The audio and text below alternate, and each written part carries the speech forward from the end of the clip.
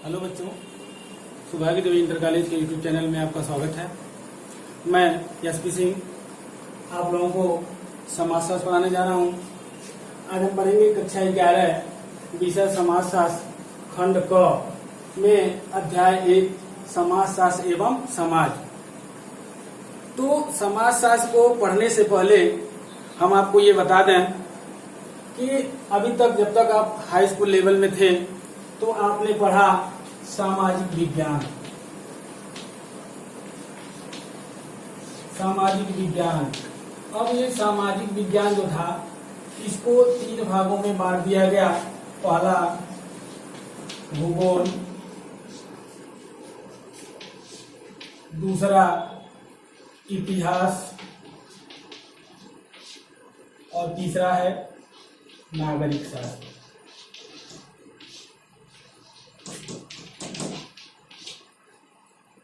जब हम inter level पे आते हैं तो यही सामाजिक विज्ञान अन्य और विज्ञानों में भी परिवर्तित हो जाता है। जैसे नागरिक शास्त्र में ही आ जाता है समाजशास्त्र और अर्थशास्त्र। अब ये सभी इंटर पे आने के बाद एक अलग सब्जेक्ट बन जाते हैं। तो आज का हमारा सब्जेक्ट है समाजशास्त्र। पहले हम आपको बता दें कि समाजशास्त्र है क्या चीज। समाजशास्त्र समाज का विज्ञान है। जैसे आप पढ़ते हैं विज्ञान क्या है, किसी भी चीज के बारे में सुसंगठित, सुव्यवस्थित और क्रमबद्ध ज्ञान को विज्ञान कहते हैं। उसी तरह से समाज शास्त्र की भी परिभाषा है, यानी समाज के बारे में सुव्यवस्थित और क्रमबद्ध ज्ञान, वह विज्ञान जो समाज के बारे में सुव्यवस्थित और क्रमबद्ध ज्ञान दिलाता है, यानी जिसके माध्यम से हमें जानकारी मिलती है समाज के बारे में, वह विषय समाजशास्त्र कहलाता है। तो समाजशास्त्र को विषय में सबसे पहली चीज है हम जानें कि समाज क्या है। यानी समाज जिसको हम कहते हैं अंग्रेजी में सोसाइटी। सोसाइटी, समाज क्या है, यानी अगर हम समाज के बारे में जानना चाहते हो तो समाजशास्त्रियों के माध्यम से, यानी समाजशास्त्र समाज के बारे में क्या कहता है। समाजशास्त्र यहाँ पर लिखेंगे व्यक्तियों का समूह। एक तरफ कहा जाए कि समाज जो होता है वह व्यक्तियों का समूह है, जिसको हम अंग्रेजी में बोल सकते हैं ग्रुप ऑफ ह्यूमन। समाज जो होता है वह व्यक्तियों का समूह है, ग्रुप ऑफ ह्यूमन। लेकिन यहाँ ये तर्क व्यक्तियों का समूह से ही नहीं है, बल्कि उनके बीच आपस में संबंध भी होने चाहिए। यानी समाज जो है व्यक्तियों के संबंध से मतलब है। यानी कि कहा जा सकता है कि व्यक्तियों के समूह से, यानी समाज सदस्यों के बीच पाए जाने वाले संबंधों की व्यवस्था का नाम है। यानी समाज जो है सामाजिक व्यवस्था का एक प्रकार का जाल है, जिसमें सभी व्यक्ति आपस में बंधे होते हैं। जैसे किसी एक व्यक्ति को ले लिया जाए तो एक व्यक्ति से समाज नहीं बनता है, लेकिन अगर वहां कई व्यक्तियों का समूह ले लिया जाए, जैसे आप ही हैं, आप अपने परिवार में हैं तो परिवार से आपका संबंध, विद्यालय जाते हैं तो विद्यालय से संबंध, अगर दोस्तों के बीच है दोस्तों से संबंध, अगर रिश्तेदारी में जाते हैं तो रिलेशन में संबंध, अगर अपने पास पड़ोस में के लोगों के साथ आपका संबंध है, तो इसका एक जाल बन गया। यही जाल क्या कहलाएगा? समाज। क्योंकि एक व्यक्ति से समाज की कल्पना नहीं की जा सकती है। तो समाज जो है वह सामाजिक संबंधों का जाल है, क्योंकि मनुष्य क्या है? सामाजिक प्राणी है। मनुष्य क्या है? सामाजिक प्राणी है। बिना समाज के उसे मनुष्य कहा जा सकता है, लेकिन उसे सामाजिक नहीं कहा जा सकता है।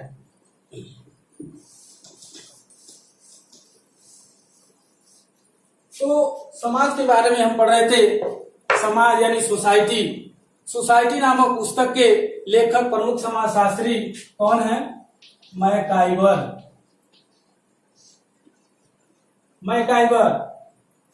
इन्होंने लिखा है कि समाज के अध्ययन में समाज के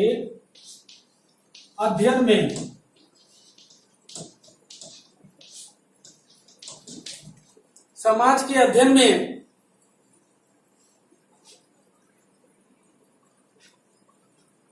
समाजशास्त्र यानी समाजशास्त्र के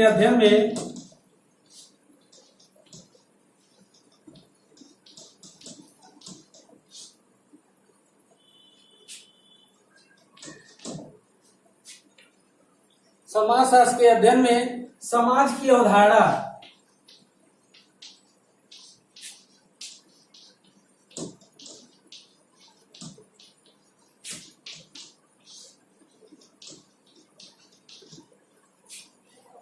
महत्वपूर्ण है। मैकाइवर ने लिखा है कि समाजशास्त्र के अध्ययन में समाज की अवधारणा महत्वपूर्ण है, यानी बिना समाज के कोई भी व्यक्ति अपने आप को यानी उसे हम सामाजिक नहीं कह सकते हैं, यानी समाज में रहकर ही हम अपनी आवश्यकताओं को पूरा करते हैं। जैसे हमारा सबसे पहले हम अपने परिवार को लेते हैं, यानी अगर हम परिवार से हैं तो परिवार भी हमारा एक समाज है, क्योंकि सभी लोगों का किसी न परिवार में सभी लोग होते हैं, जैसे भाई बहन, माता पिता, चाचा चाची, दादा दादी, सभी लोगों से आपस में संबंध होता है और सभी मिलजुल कर रहते हैं और सभी लोग एक दूसरे की आवश्यकताओं को समझते हैं। अब प्रसिद्ध दार्शनिक प्रसिद्ध दार्शनिक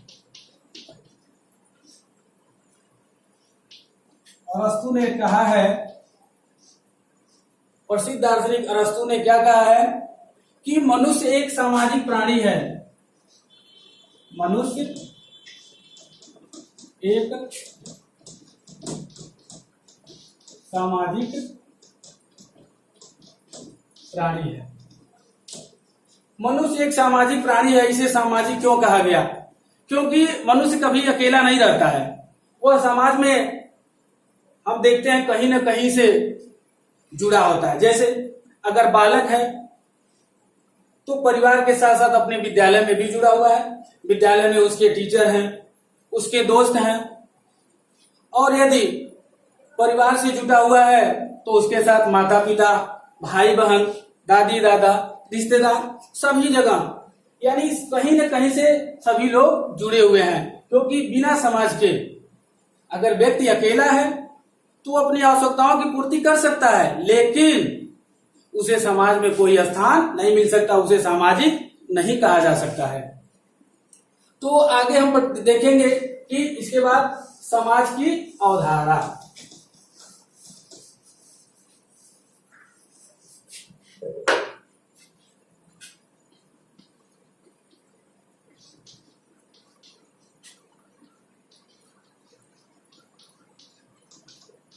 समाज की अवधारणा क्या है?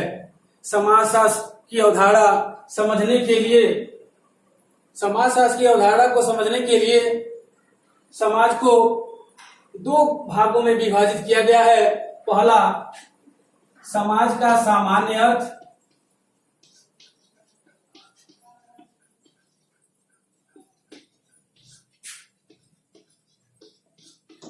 समाज का सामान्य अर्थ हम कह सकते हैं कि व्यक्तियों का समूह।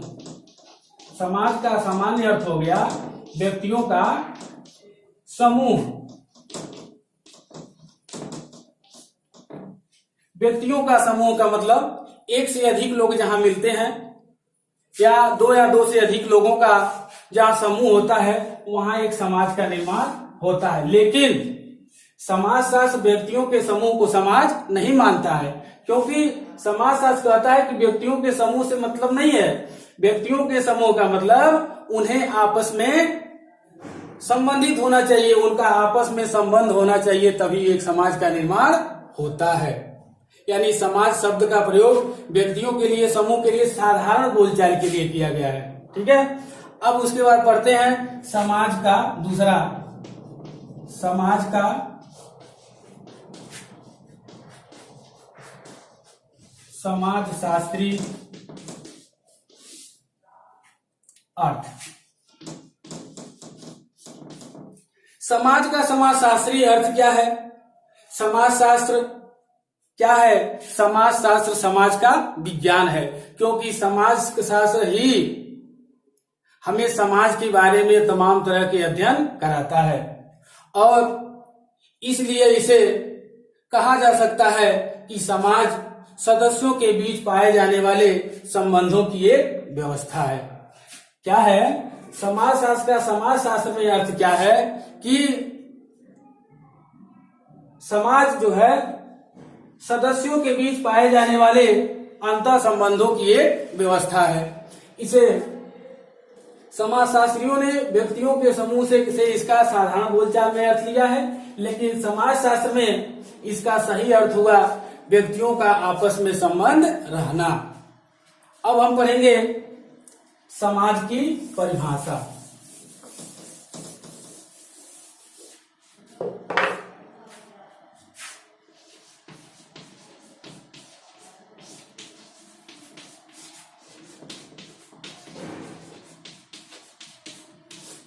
समाज की परिभाषा, डेफिनेशन ऑफ सोसाइटी। समाज की परिभाषा सबसे पहले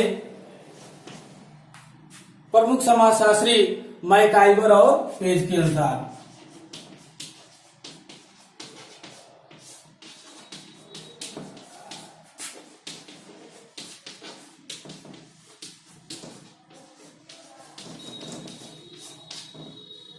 प्रमुख समाजशास्त्री मैकाइवर और पेज के अनुसार समाज सामाजिक संबंधों का जाल है। प्रमुख समाजशास्त्री मैकाइवर और पेज क्या कह रहे हैं कि समाज सामाजिक संबंधों का, समाज सामाजिक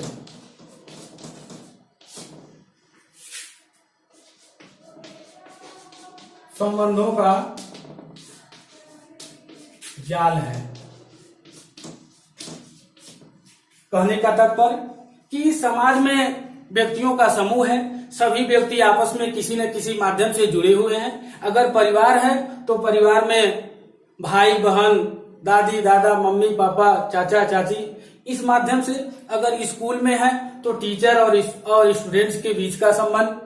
अगर मित्रों के बीच है तो मित्रता का व्यवहार। तो समाज में सभी लोग एक दूसरे से क्या हुए हैं? संबंधों के जाल से जुड़े हुए हैं और यह प्रक्रिया निरंतर चलती रहती है। क्यों चलती रहती है?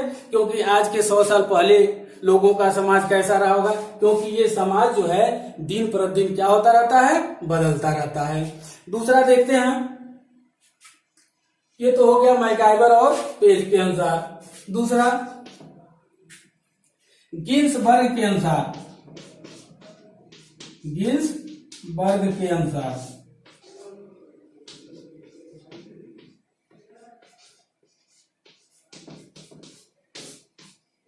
गिन्सबर्ग, ये समाजशास्त्री क्या कह रहे हैं? गिन्सबर्ग, समाज ऐसे व्यक्तियों का संग्रह है जो निश्चित संबंधों अथवा व्यवहारों के तरीकों द्वारा संगठित है। यानी समाज ऐसे लोगों का समूह है जो निश्चित संबंध और व्यवहार, क्योंकि सभी समाज में जितने लोग जुड़े होते हैं सभी लोगों के संबंध एक दूसरे से होते हैं और उनके निश्चित उद्देश्य भी होते हैं। क्या होते हैं? निश्चित उद्देश्य भी होते हैं जिससे वे जुड़े होते हैं। अब तीसरा है र्यूटर के अनुसार।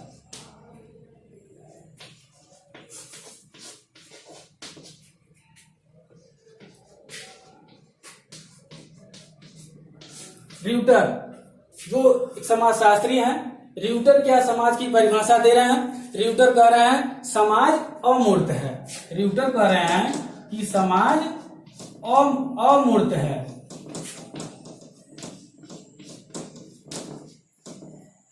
अमूर्त का मतलब ये हो गया जैसे कि हम कोई मकान, ताजमहल, लाल किला बिल्डिंग यानी भौतिक चीजों को हम देख सकते हैं,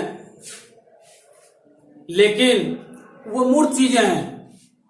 लेकिन समाज में लोगों के संबंध को हम नहीं देख, ये हमारी चेतना है।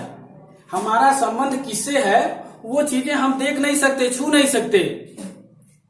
जिन चीजों को हम देख नहीं सकते, छू नहीं सकते, वो क्या होती हैं? अमूर्त होती हैं। समाज एक अमूर्त शब्द है जो दो या दो से अधिक सदस्यों के बीच के स्थिति पारस्परिक संबंधों की जटिलता का बोध कराता है।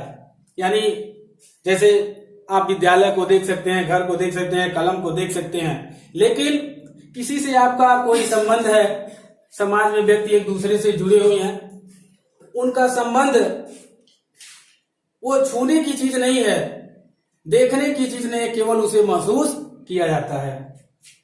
इसलिए समाज क्या है? अमूर्त शब्द है। अब है चौथा, बोगार्ड्स के अनुसार।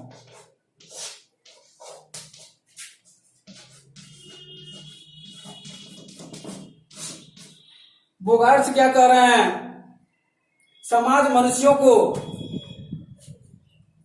मनुष्यों का एक ऐसा समूह है जिसमें सार्वभौमिक रूप से मानवीय रुचियां समानता पाई जाती है। सार्वभौमिक क्या होता है? सार्वभौमिक का मतलब इस पृथ्वी पर जहां जहां मनुष्य पाए जाते हैं वहां वहां समाज है। जैसे यह पृथ्वी अनेक देशों में बटा हुआ है, जहां पर दो या दो से अधिक लोग मिले वहां पर एक नई समाज बन गया। तो समाज जो होता है वह सामाजिक संबंधों का जाल होता है। तो बोगार्ड्स ने क्या बताया कि समाज मनुष्यों का ऐसा समूह है जिसमें सार्वभौमिक रूप से मानवीय रुचियों की समानता पाई जाती है। इसके बाद हम आगे पढ़ेंगे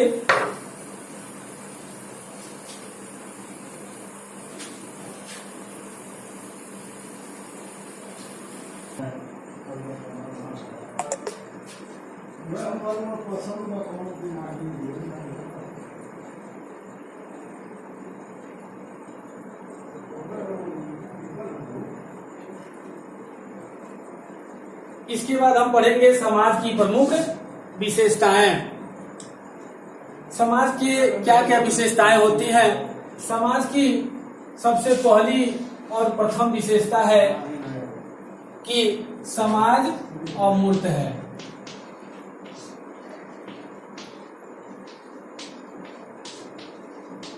समाज क्या है? अमूर्त है। जैसे कि हमने पहले बताया कि हम भौतिक वस्तुओं को देखा जा सकता है, जैसे दिल्ली का राष्ट्रपति भवन, अजंता, एलोरा, ताजमहल, विद्यालय, घर, इन चीजों को हम देख सकते हैं। समाज व्यक्तियों का संग्रह नहीं बल्कि उन व्यक्तियों के बीच के आपसी संबंध को कहा जाता है। यानी समाज व्यक्तियों का आपसी संबंध है। यानी संबंधों की स्थापना जो होती है वह जागरूकता से होती है, और जागरूकता का संबंध मस्तिष्क की चेतना से होती है। हम भौतिक वस्तुओं को देख सकते हैं लेकिन हम मस्तिष्क की चेतना को देख नहीं सकते हैं। इसका कोई आकार प्रकार नहीं होता है, इसलिए समाज क्या है? अमूर्त है। दूसरी विशेषता है समाज व्यक्तियों का समूह नहीं है। समाज व्यक्तियों का समूह नहीं है। समाज की दूसरी विशेषता है समाज व्यक्तियों का समूह नहीं है। समाज क्या है? सामाजिक संबंधों की व्यवस्था को हम समाज कहते हैं, व्यक्तियों के समूह को नहीं। समाज भौतिक प्राणियों का समूह नहीं है। यह तो भौतिक प्राणियों के बीच जो संबंध पाए जाते हैं उन संबंधों की व्यवस्था को ही हम समाज कहते हैं। इसलिए हम कह सकते हैं कि समाज व्यक्तियों का समूह नहीं है। तीसरा देखिए, समाज की तीसरी विशेषता है समाज जो है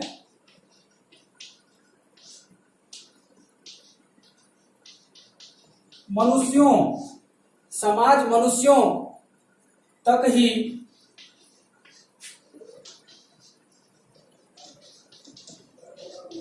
सीमित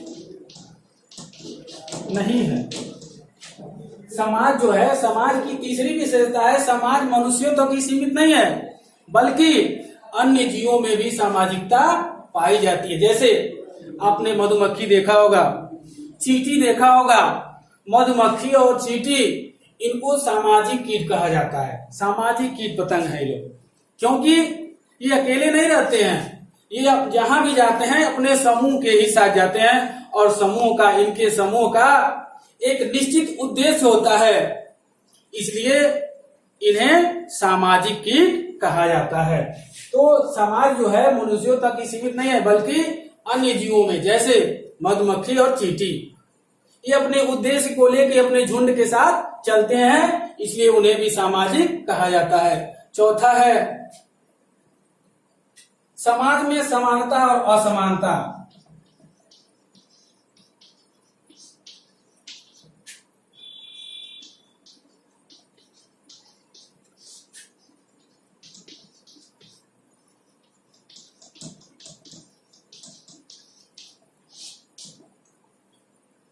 समाज की चौथी विशेषता है समाज में समानता और असमानता दोनों पाई जाती है। समाज में समानता और असमानता दोनों पाई जाती है और दोनों जरूरी भी है। क्यों जरूरी है? क्योंकि समानता समाज का भौतिक तत्व है।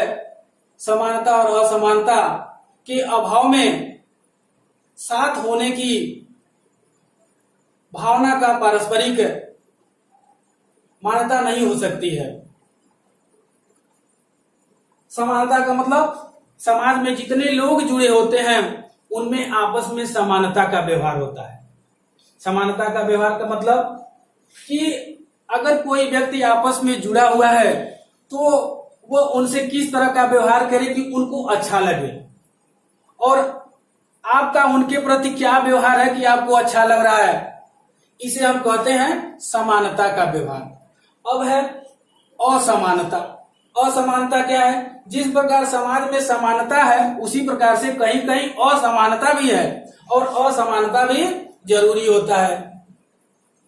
असमानता के अभाव में समाज की कल्पना ही नहीं की जा सकती कि असमानता क्या है। जैसे लिंग संबंधी असमानता, स्त्री और पुरुष। अगर केवल पूरी पृथ्वी पर पुरुष ही पुरुष हो तो वंशानुत्पत्ति नहीं हो सकती है, यह समाज आगे नहीं बढ़ सकता है। लेकिन असमानता होने के कारण, यानी जैसे एग्जाम्पल में हमने बताया कि लिंग संबंधी असमानता, तो वहां पर स्त्री और पुरुष असमानता है और असमानता होने के कारण ही यह समाज बढ़ता है, संतानोत्पत्ति होती है। जैसे शारीरिक असमानता। शारीरिक असमानता का मतलब कोई छोटा है तो कोई बड़ा है, वो हो गई शारीरिक असमानता। मानसिक असमानता, यानी यहीं पर इसी समाज में देखते हैं कोई डॉक्टर है, कोई इंजीनियर है, कोई किसान है, कोई सैनिक है, कोई पुलिस है, तो ये हो गया उनकी मानसिक योग्यता, उनकी बुद्धि, उनकी योग्यता के अनुसार समाज में उनको अलग अलग स्थान मिला है। अब पांचवा है समाज में सहयोग।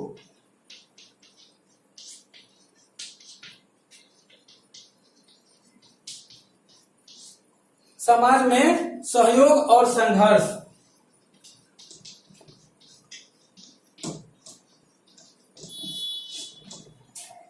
समाज की पांचवी विशेषता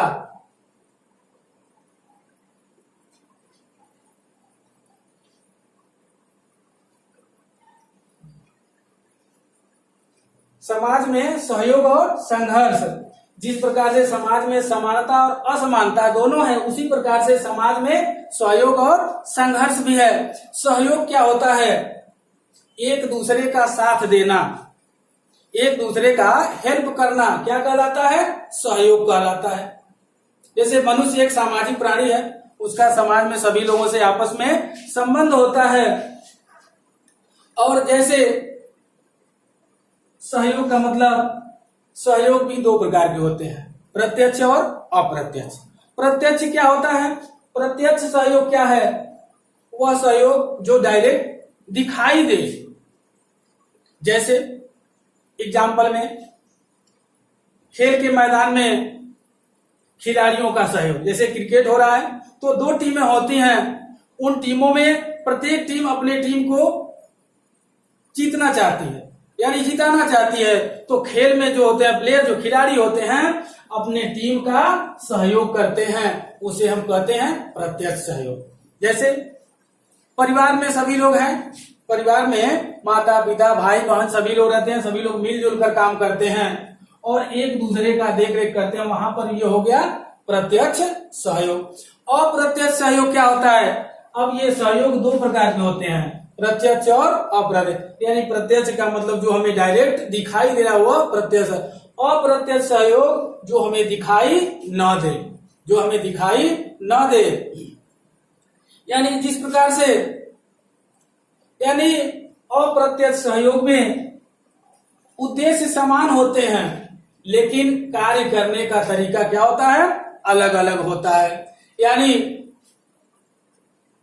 जैसे श्रम विभाजन, श्रम विभाजन का मतलब, अगर कोई कंपनी है, कोई प्रोडक्ट बनाना चाहती है, जैसे एग्जाम्पल में हम लेते हैं कोई गाड़ी, मोटर, उसमें देखते हैं कि तमाम पार्ट मिलकर एक गाड़ी का निर्माण होता है। तो उसमें हम देखते हैं कि टायर भी लगाए गए हैं, बल्ब भी लगाए गए हैं, इंजन भी लगाए गए हैं। तो हम देखते क्या है कि उसमें श्रम विभाजन है कि कोई कर्मचारी, कोई आदमी टायर का काम कर रहा है, कोई बल्ब बना रहा है, कोई इंजन का काम बना रहा है, कोई उसके बॉडी को तैयार कर रहा है, यानी अलग अलग स्पेयर को तैयार करते हैं और कुल जब मिलकर जो होते हैं एक वाहन का निर्माण करते हैं। तो इसे हम कहते हैं अप्रत्यक्ष सहयोग। अप्रत्यक्ष सहयोग का सबसे बड़ा एग्जाम्पल है श्रम विभाजन। आगे छठवां है अन्योन्याश्रित।